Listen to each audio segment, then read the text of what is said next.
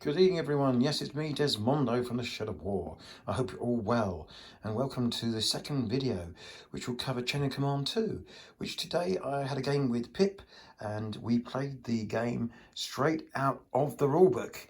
And this was with no one who had known the rules before, no one who had been involved in demos or play testing. So just me and Pip, straight out of the rulebook. And I've got to say, we had a cracking game. Now, in all this discussion about Chain of Command 2, I'm going to take all of the emotion out of it, if you understand what I mean. In that, the fact I know some of the Too Fat Lardies, and I go to some of the Lardy games. I'm going to look at this really, truly, as simply as a new set of rules which I'm trying to play and trying to understand. Now, the game we played was basically the same setup as we did a couple of weeks ago with John, with the British trying to attack a two-objective position, standard defend and attack scenario. With the Germans trying to hold back the British. British had 14 support points. The Germans had, I think it was 7 or 8. And it was a stand-up fight with the British pushing back the Germans and making a good play for the objective, which was in this temple. That's the one they concentrated on. And it got down to a really ugly firefight. And yeah, it ended up with the British falling back. Now, they lost some men, but if this was a campaign, they would have fallen back and regrouped and gone again the next day. Now, this game, we played a set of the rules, which we hadn't touched on before with John. So we had mortars, and we used SOS fire. And what else did we use? Oh yeah, we used a lot of suppression, and we used the replenishing rules, and we tried to touch on lots of stuff, including the close combat, the small mortar support, and basically also things like the movement, testing the movement across terrain like this, which has a lot of obstacles to climb over. And we gradually got through stuff and found it all made perfect sense. There was one rule out of the whole game where we scratched our head slightly, and I'll get to that right at the end, because this is a 95% positive review of everything we played, which is amazing for a set of rules.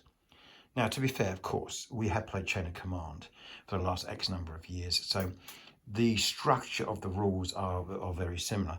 But as I said in my first video, there's a lot going on underneath the hood here that you need to look at carefully and understand what's changed. It's all the way down from, say, your movement, to how you cross obstacles, the fact that you can't double over some things anymore, the use of grenades, the limitation on the number of grenades you have, the type of shells you have for your mortars, the mixture of HE and smoke, the limitation on that. These are all small things that come into play, but are extremely important. Now, the big thing that we tried today was the mortars. Now, everyone who's played Chain of Command before knows there was a lot of discussion about the power of a mortar barrage. Many people felt that it was overwhelming. There were a number of, should we say, unofficial amendments done to that to reduce the firepower, effectiveness, and so on. Now, whether Rich took that into account or not, I have no idea, but certainly the new set limits the power of the mortars considerably. You're now effectively only given 3 phases of fire. You can buy 2 more phases with your support points, but you are now severely limited. And how you use it and where you use it is now a lot more thought has to be involved. The mechanics are slightly different, I would say. I'd say a lot easier, a lot smoother. You can grasp them pretty quickly. I particularly like the way you could use your ranging shot without affecting your 3 phases of fire. You wouldn't eat into that. And the way you could move it around, that was very smooth. Now, I'm sure there's people who point out that things haven't changed that much, but I felt it had, and so did Pip. We felt it really ran very smoothly in comparison to previous lots of use of mortars. Particularly like that. I chose an SOS barrage for the Germans, which I found particularly wonderful. If you're not familiar with that, effectively allows you for a certain number of points to call in a one-time barrage against your objective, your jump-off point, or like an entrenchment or a sort of main bunker, and basically allows you to bring down basically an SOS barrage. Please fire, full effect.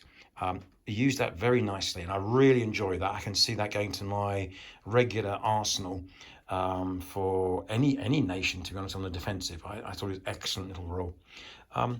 Overall impressions, again, hugely positive, hugely positive. We're going to next game we're going to try. It's not going to be with no high ground. We're going to just play it on a flat terrain, typical of most Chain of Command games, and see if that changes some of the dynamics. Because in this situation, the British were able to fire uphill. The Vickers was situated right at the back and was having a great time using it to suppress different parts of the table that it could see because it was on much higher ground. How that will work, the suppression on a totally flat gaming board, we'll wait to see. So we did on a little bit about that. So yeah, what can I say that's fundamentally different? Definitely the close combat is a lot easier. We've had one of those. The effects of close combat wasn't as atrocious, or should we say, not atrocious, should we say there used to be bloodbaths, close combat. This has certainly changed. What you roll has now slightly less effect than it did before, and yes, of course, you can probably get some amazing die rolls and wipe out the opposition, but it felt like that wasn't going to happen so much with the way now the mechanic has changed. The suppression we talked about before. The mortars seem very smooth now. The SOS fire was lovely. I'm sure there's a lot of other things which we will now try, which will probably involve vehicles and using the assault and things like that. The one thing we couldn't figure out why was on the German national characteristics even, is the hand grenade, where the Germans are allowed to throw hand grenades and assault, which no problem with that. But what we didn't understand is why it didn't eat into the limits of grenades that everyone seems to have. It didn't. So it effectively seemed to give the Germans a ton of extra grenades with no consequence, which we found strange, because I'm sure in sort of urban areas or close combat areas, this will be a tactic the Germans will use a lot, and they will never run out of grenades if they continue to use that national characteristic. So in summary, we're talking about 114 pages, whatever it is, of our Chain of Command 2. We found one tiny thing that we felt was slightly unusual. On the other hand, everything else we tried, we really, really enjoyed, which is seriously an amazing thing for a set of rules to do when you get it out and read it. Really looking forward to getting QRS. That would be most helpful, Rich. Two-Fat Largest communities, please. If someone's working on one, we used to use the Mike Whitaker one, which was superb. It'd be great if we had something as good as that. I myself are not capable of doing things like that. I just don't have the ability. But yeah, that would help a lot and smooth things through. But yeah, thumbs up to Rich, thumbs up to the Two-Fat Lardies, thumbs up to all the play testers. Yep, this is now the second game. That is the first without anyone helping us out. And it was incredibly enjoyable. And I'm really looking forward now to completely changing the terrain and going for something potentially probably Russia, where we can use the armoured cars and the half tracks and any transport carriers to see what we can do with either the Russians or the Germans and using the assault rule. And we'll see how that all pans out in the coming weeks. Thanks very much, everyone, for joining. Not a huge insight, because I want you to go and buy the rules and read and find out for yourself. But yeah, take it from me.